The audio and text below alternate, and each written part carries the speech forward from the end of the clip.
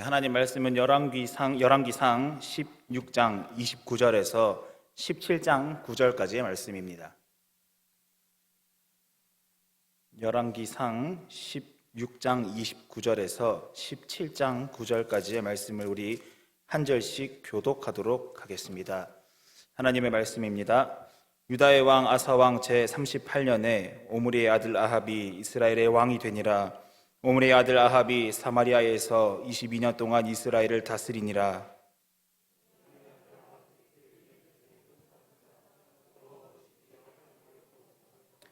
느밧의 아들 여로보암의 죄를 따라 행하는 것을 오히려 가볍게 여기며 시돈 사람의 왕 엣바알을 딸 이세벨을 아내로 삼고 가서 바알을 섬겨 예배하고 축한 바알의 신전 안에 바알을 위하여 제단을 쌓으며 또 아세라 상을 만들었으니 그는 그 이전에 이스라엘의 모든 왕보다 심히 이스라엘의 하나님 여호와를 노하시게 하였더라.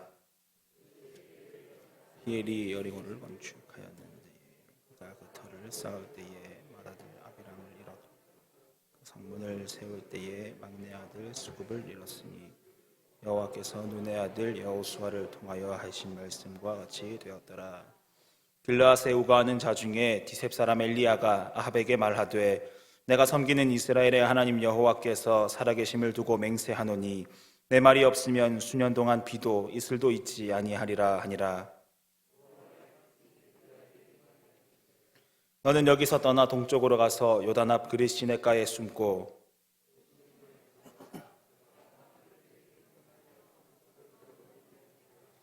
그가 여호와의 말씀과 같이 하여 곧 가서 요단 앞 그릿 시내가에 머물매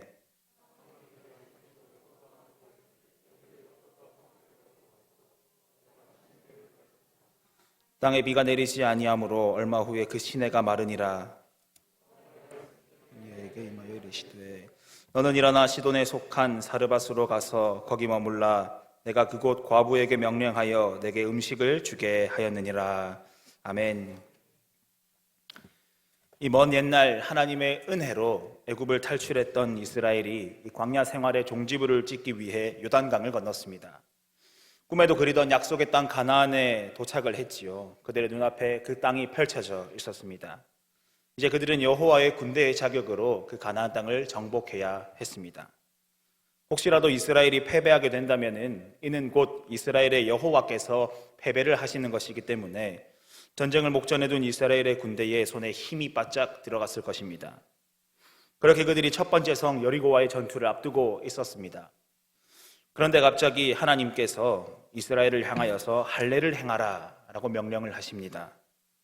할례를 행한다는 일은 이 전쟁을 치러야 하는 군대의 입장에서는 아주 치명적인 결격 사유가 됩니다. 창세기 34장에 보면은 레위와 시므온이 할례를 행한 그 하몰의 아들 세겜과 그 일족들을 너무나 쉽게 몰살시키는 것을 우리가 볼 수 있지 않습니까? 전투를 앞두고 할례를 행한다는 것은 그 군대의 전투력을 모조리 상실시키는 행위입니다. 이스라엘 군대의 전투력을 모조리 상실시키신 하나님은 정말로 뜬금없는 전술로 여리고를 무너뜨리셨습니다. 할례를 행함으로써 군사력을 상실했지만 하나님의 백성이라는 신분을 그 여리고성 전투를 통해 확인한 이스라엘들은 하나님의 그 말씀을 따라 이 가나안 땅을 정복해 나갔습니다. 첫 번째 성 여리고가 아주 쉽게 무너져 내렸지요. 이스라엘 군대가 칼 한 번 휘두르지 않고 승리를 쟁취했습니다. 여리고성 전투는 가나안 땅에 여호와의 깃발이 흔들리게 만들어야 하는 이스라엘의 사명을 하나님께서 스스로 다 이루셨다라는 완벽한 증거물이 되게 되었습니다. 이스라엘들은 왕이신 하나님의 영광을 제대로 체험하게 되었지요. 그래서 여호수아는 무너진 여리고성의 터전을 보면서 이렇게 선포했습니다. 여호수아가 그때에 맹세하게 하여 이르되 누구든지 일어나서 이 여리고성을 건축하는 자는 여호와 앞에서 저주를 받을 것이라. 그 기초를 쌓을 때에 그의 맏아들을 잃을 것이요 그 문을 세울 때에 그의 막내 아들을 잃으리라 하였더라. 여호수아가 선포한 저주의 명령은 이 시대를 초월함에도 불구하고 아주 강력한 구속력을 가졌습니다. 무너져 내린 여리고의 터전을 발견한 모든 이들은 여리고성의 터전과 또 여호수아의 명령을 통해서 하나님께서 전쟁을 치르셨구나, 하나님께서 참된 이스라엘의 왕이시구나 하나님을 경외하는 것이 우리의 신분이구나 라는 사실을 기억할 수가 있었을 것입니다. 이스라엘 나라를 완전한 번영으로 이끌었던 다윗이나 이 솔로몬 왕도 그 사실을 알았기 때문인지 이 여리고성의 터를 건드리지는 않았지요. 솔로몬 이후에도 여러 왕들이 존재했습니다만 그들 역시 이 여리고성의 터를 건드리지는 않았습니다. 그런데 북이스라엘의 왕, 그 오므리 왕의 아들 아합이 이 성읍의 틀을 건드려 버렸습니다. 사실 아합 왕은 이 역사적으로는 아주 위대한 왕입니다. 당시 무역의 중심지였던 시돈 땅과 사돈을 맺어서 경제적인 발전을 가져왔습니다. 모압을 쳐서 조공을 얻어내는 등 군사적으로도 아주 탁월한 성과를 만들어낸 왕입니다. 이스라엘의 제2의 전성기를 이끌었다고 평가를 받는 왕이지요. 이런 아합의 눈에 덩그러니 놓여있는 여리고 성읍이 얼마나 아까워 보였겠습니까? 만약 여리고 성읍을 재건한다면 요단 동쪽의 적들을 견제하는 데에 아주 요긴하게 쓰일 것이 분명하니 이 아합 왕은 무너져 내려 있는 그 여리고 성을 재건하라는 명령을 내립니다. 히엘이라는 사람이 이 아합 왕의 명령으로 인하여서 여리고 성을 재건하기 시작을 하지요. 그런데 여기서 아합 왕이 간과한 중요한 사실이 있습니다. 이스라엘의 정체성이지요. 바로 하나님의 백성이라는 이스라엘의 정체성입니다. 이스라엘 백성들은 순전히 하나님의 택하심이라는 은혜 안에서 하나님의 백성이 되는 자격을 얻은 자들입니다. 그들 스스로의 힘이었다면 아마 지금까지도 애굽의 노예였을지도 모르겠지요.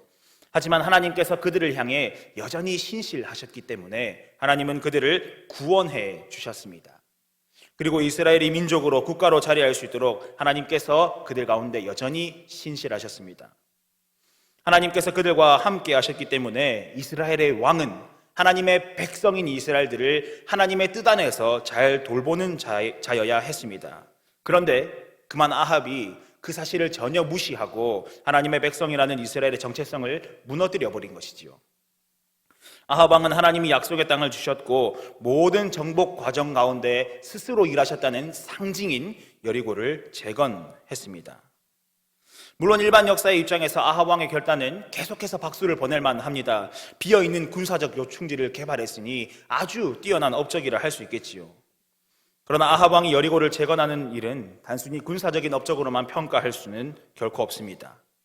아합 왕은 하나님의 통치권을 완전히 무시하기 때문에 여리고를 재건했습니다. 그는 하나님의 영광을 짓밟고 있습니다. 하나님의 백성이라는 정체성을 파괴하고 있습니다.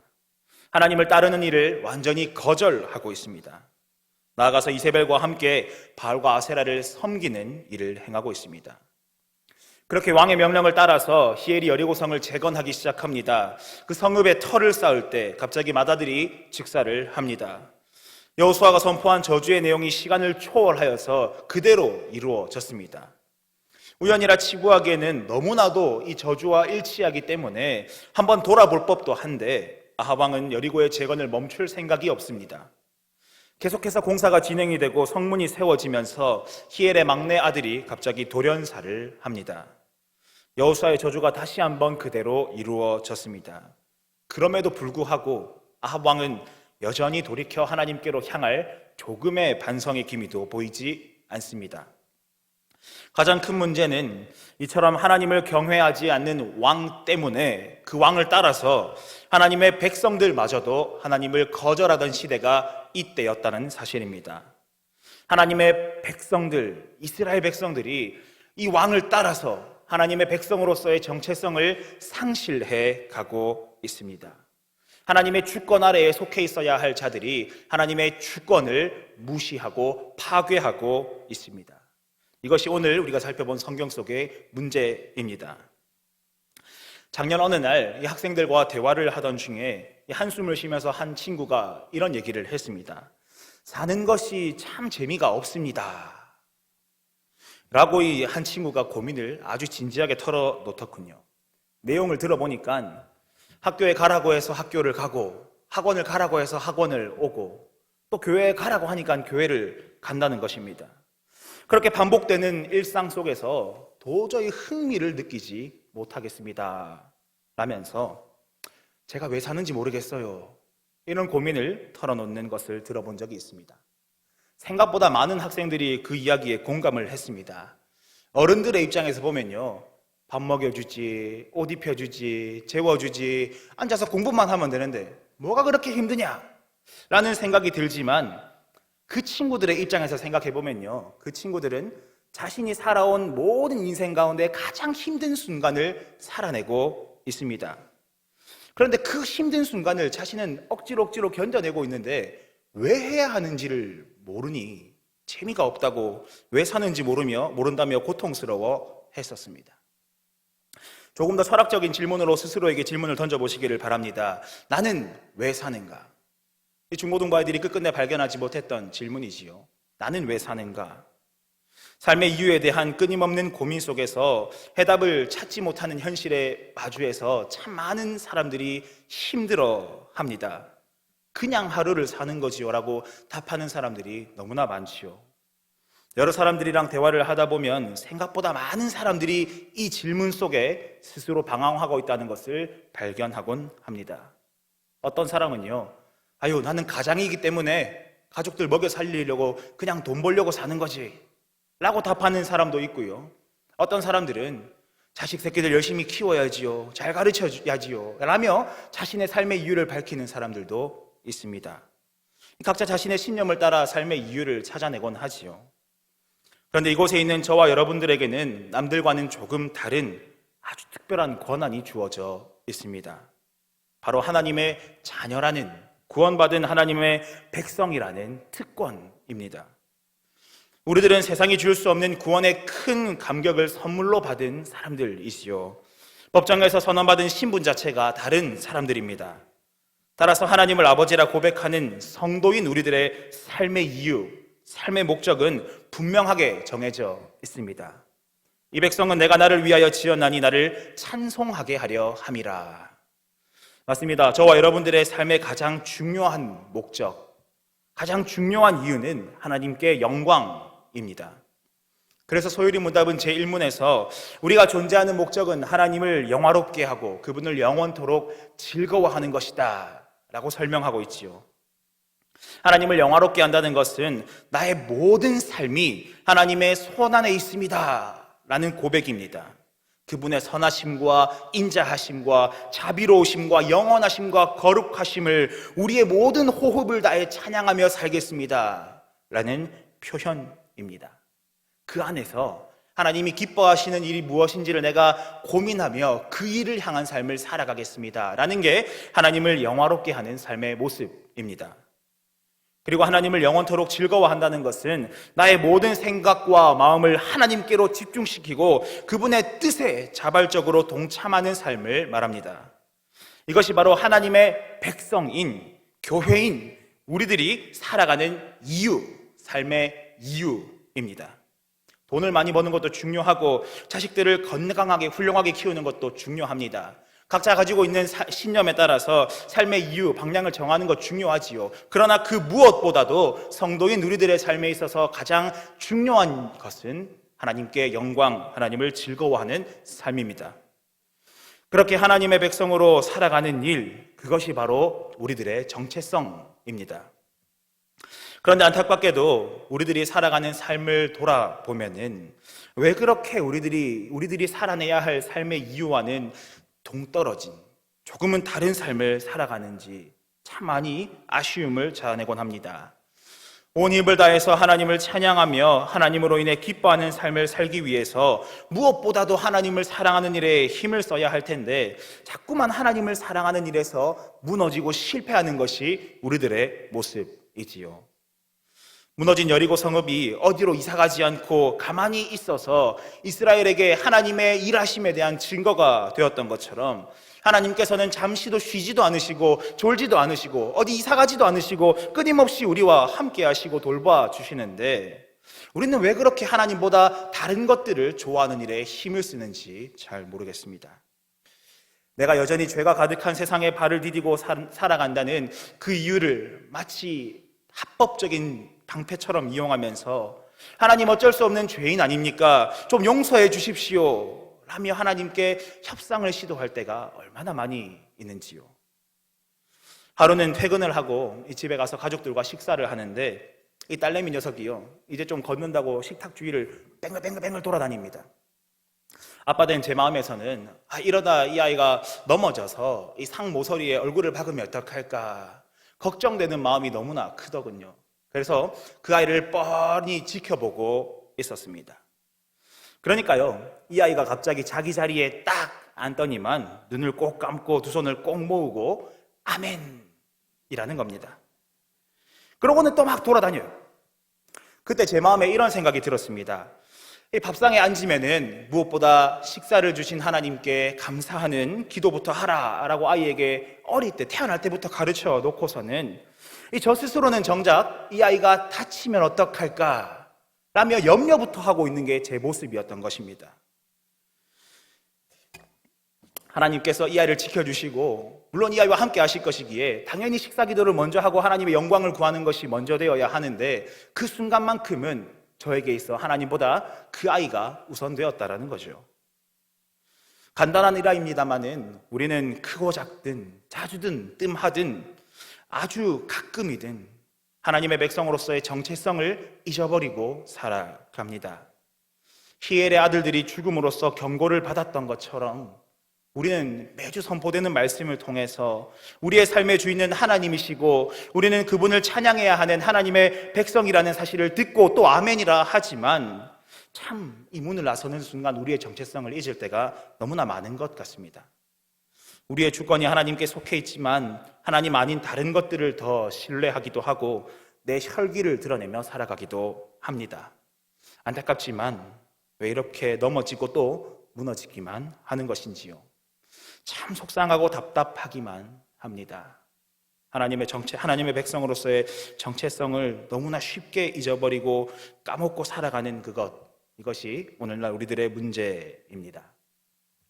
다시 말씀으로 돌아가 보겠습니다. 하나님이 택하신 하나님의 백성들이 하나님이 보시기에 악한 아합 왕과 함께 하나님을 버렸습니다. 하나님의 주권을 짓밟고 여리고성을 굳게 세웠습니다. 군사적으로는 훌륭한 업적일지 모르겠지만 이제 이스라엘 가운데에는 여호와의 이름보다도 아합 왕의 이름이 아합 왕과 그의 아내가 섬기는 바알과 아세라의 이름이 더욱 높임받는 시대가 도래했습니다. 그렇게 하나님의 백성들이 자신들의 정체성을 버리고 하나님의 주권을 처참히 짓밟고 있을 때에 한 사람이 하나님의 말씀을 들고 아합 왕 앞에 섰습니다.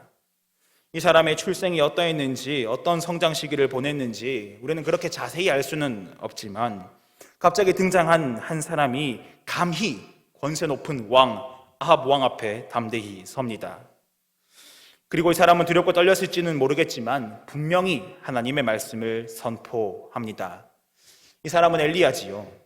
아합 왕 앞에 선 엘리야는 이스라엘에 엄청난 가뭄이 임할 것입니다 라고 선포를 합니다. 짧은 엘리야의 외침 속에서는 아합 왕을 향한 엄청난 일침이 담겨 있었을 것입니다. 왕이시여, 당신이 의지하고 있는 바알과 아세라는 가짜 아닙니까? 당신은 하나님의 백성을 하나님의 뜻에 맞게 다스려야 하는 왕 아니십니까? 그러니 정체성을 찾아야지요. 회개하십시오. 그렇지 않으면 가뭄이 임할 것입니다. 그때 가서 살펴보세요. 당신이 섬기고 있는 비를 주관한다고 말하는 바알이 진짜인지 아니면 이스라엘의 하나님이 진짜인지 그때 가서 보십시오. 이런 의미가 담겨 있었지 않겠습니까? 엘리야의 진심 어린 충고에도 불구하고 아합 왕은 별다른 반응을 보이지 않습니다. 감히 왕의 신앙과 정책을 부정하는 반역자의 모습이 엘리야의 모습이지요. 즉결 처분을 당해도 뭐라 할 말이 없을 것입니다. 그러나 아합 왕은 그냥 그렇게 엘리야를 보내주었습니다. 자신이 바알과 아세라를 섬기면서 이 나라를 이토록 부국강병하도록 만들었는데 군사적 요충지인 여리고를 재건하는 그 위대한 업적을 남기기도 했는데 갑자기 무슨 여호와를 섬기라는 말이냐라고 호빵기를 쳤던 것 같습니다. 지금까지 자신의 영광의 시대를 이끌어준 바알이 앞으로도 계속해서 자신들을 돌보아주며 비를 내려줄 것이다 라는 신념이 그에게 확실히 있었던 것 같습니다. 그렇게 아합은 여전히 하나님의 백성이라는 정체성을 무시하고 외면하고 있습니다. 그런데요, 갑자기 이스라엘에 비가 내리지 않기 시작을 합니다. 바알과 아세라의 가호 속에서 이른 비와 늦은 비가 쏟아지고 이 농작물들이 풍성히 자라야 할 텐데 비가 오지를 않습니다. 하루가 지나고 이틀이 지나고 일주일이 지나고 한 달이 지나고 3년이라는 시간 동안 비가 내리지 않습니다.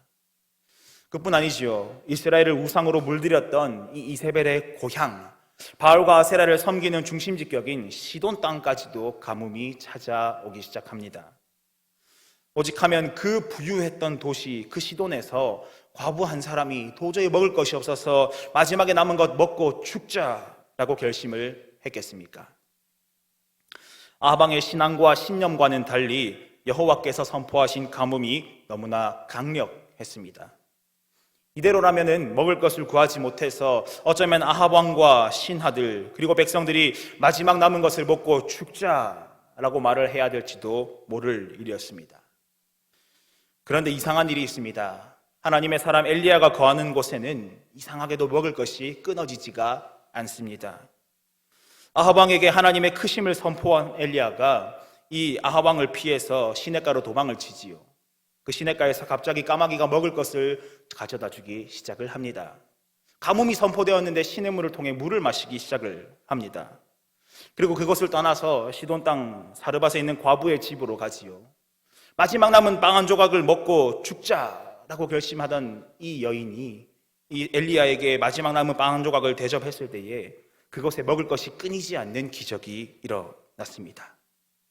하나님의 백성들이 자신들의 정체성을 버리고 떠났을 때에 그곳에서 하나님의 심판이 찾아왔다면 하나님의 백성으로 살아가기로 다짐하는 그 하나님의 사람에게는 하나님께서 함께 하셨습니다. 앞서 생각한 대로 하나님을 버린 아합 왕과 이스라엘들은 분명히 하나님 앞에서 반역을 저지른 심각한 반역자입니다. 반역죄는 사형감입니다. 너는 나 외에 다른 신을 내게 두지 말라 라고 분명히 하나님께서 첫 번째 계명에서 말씀하셨지요. 그 계명을 분명하게 위반한 자들이 아합 왕들 아닙니까? 그런데 하나님은 그들을 직결해서 처분하지 않으시고 3년이라는 시간을 주십니다. 그러면서 하나님의 사람이 거하는 곳에서는 끊이지 않게 먹을 것을 공급해 주십니다. 이게 무슨 의미겠습니까? 물론 그 내용 안에 이 과부의 하나님의 사람을 향한 순종의 아름다운 스토리도 있습니다. 하지만 더 중요한 것은 보라는 거죠. 가뭄을 통해 이스라엘에 비를 내려주시는 신이 누구인지, 참신이 누구인지를 고민해보고 하나님의 사람이 머무르는 곳에만 먹을 것이 멈추지 않는 것을 보라는 겁니다. 그러면서 진짜 이스라엘의 하나님이 누구인지 보라는 거죠.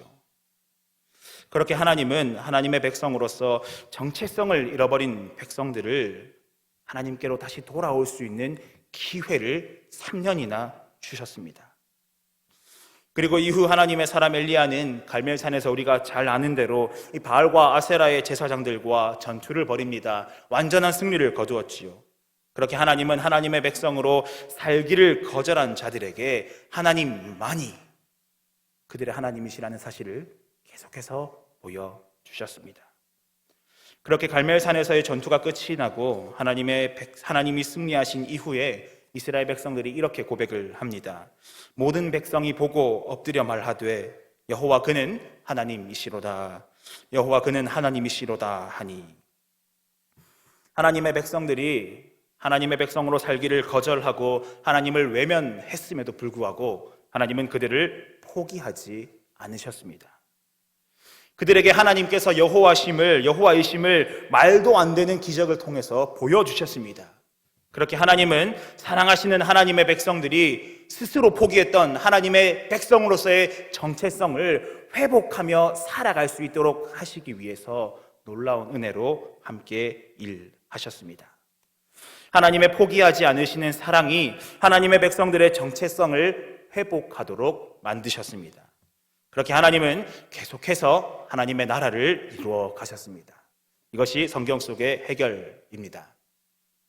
시대는 다르지만 아합 왕과 그 시대의 백성들이 하나님의 백성으로서의 정체성을 저버렸다는 사실은 돌아보면 우리들의 모습과 별반 다르지 않은 것 같습니다. 예배당을 나서며 집으로 돌아가는 순간 하나님을 잊어버리는 것이 아주 우리에게 익숙한 일이지요.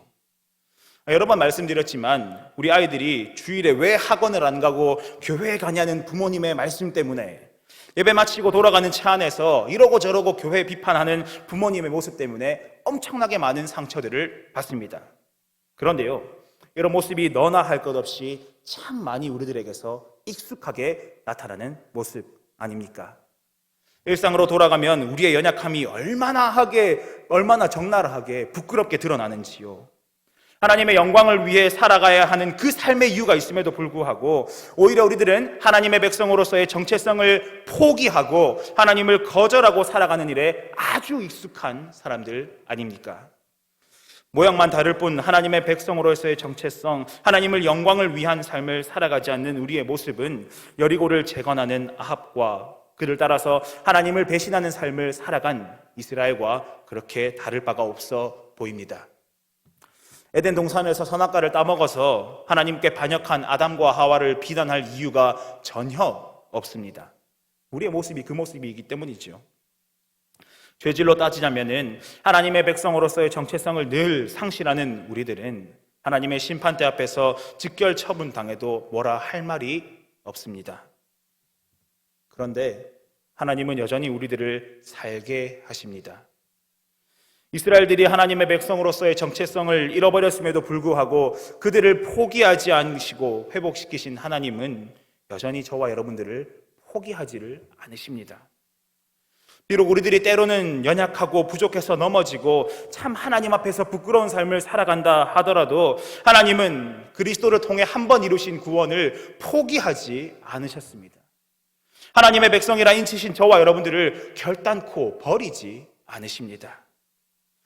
이스라엘 백성들을 향하여서 누가 참신인지 보라면서 3년의 기회를 주신 하나님이 여전히 우리에게 말씀하십니다. 보라, 누가 참신인가? 매주 예배를 통하여서, 선포되는 말씀을 통하여서, 우리의 삶의 모든 요소들을 통하여서 하나님께서 끊임없이 말씀하시지요. 보라, 누가 참신인가? 우리들이 주의를 거룩하게 지켜야 하는 이유 중에 하나가 이것이지요. 함께 하시는 하나님을 보기 위해서입니다. 우리들이 예배를 소중히 여겨야 하는 이유가 있습니다. 함께 하시는 하나님을 보기 위해서입니다. 그렇게 우리는 함께 하시는 하나님을 보면서 그 은혜 안에서 다시금 하나님의 백성으로서의 정체성을 회복할 수가 있습니다. 다시금 공급하시는 새 힘 덕분에 우리의 힘과 우리의 노력이 아니라 다시금 채워주시는 새 힘 덕분에 우리가 다시금 여전한 하나님의 사랑 안에서 하나님의 백성으로서의 정체성을 살아갈 수가 있습니다. 예배를 통해서, 말씀을 통해서 우리의 모든 삶의 요소 가운데 함께 하시면서 하나님의 그 얼굴을 비추어 주시는 은혜, 포기하지 않으심으로 하나님의 백성의 정체성을 회복하며 살아가게 하시는 은혜, 그 안에 우리가 있습니다. 이것이 오늘날 문제의 해결입니다. 말씀을 맺겠습니다. 우리들이 참 연약하다는 사실은 결코 부정할 수가 없습니다. 우리들이 완전하다면 하나님이 필요가 없겠지요. 우리들은 참 연약합니다. 그러나 하나님이 우리와 함께 하십니다. 예배를 통해서, 우리 교회를 통해서 함께 하시는 하나님을 바라보는 우리들이 되었으면 좋겠습니다.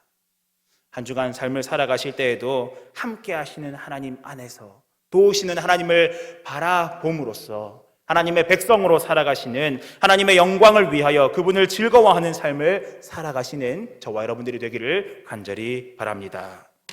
기도하겠습니다. 살아계신 아버지 하나님, 은혜와 사랑을 감사합니다. 하나님, 우리가 무엇이 간데 우리를 그토록 사랑하여 주십니까? 하나님이 싫어서 날마다 하나님을 배신하기에 바쁜 우리를 그토록 사랑해 주십니까? 하나님, 우리를 향하신 끊임없는 그 사랑에 우리가 항상 감사와 찬송을 올려드리기를 소망합니다. 하나님께서 우리를 향하신 그 사랑이 있기 때문에 우리가 또한 살아감을 고백합니다. 우리는 연약하지만 우리보다 강한 하나님께서 우리와 함께 하시고 그 사랑을 예배를 통하여서, 교회를 통하여서 보여주시니 우리가 살아계신 하나님을 바라봄으로써 하나님의 백성으로 살아갈 새 힘을 회복하기를 소망합니다. 하나님께서 우리들의 삶을 붙들어 주셔서 우리들을 넘어지지 않도록 도와주시옵시고 우리들의 모든 삶 가운데에서 하나님께로만 영광 올려드리는 삶을 살아갈 수 있도록, 우리의 삶의 이유를 따라서 하나님을 즐거워하는 삶을 살아갈 수 있도록 함께하여 주시옵소서. 감사를 드리며 이 모든 말씀 우리 주 예수 그리스도의 이름으로 기도합니다. 아멘.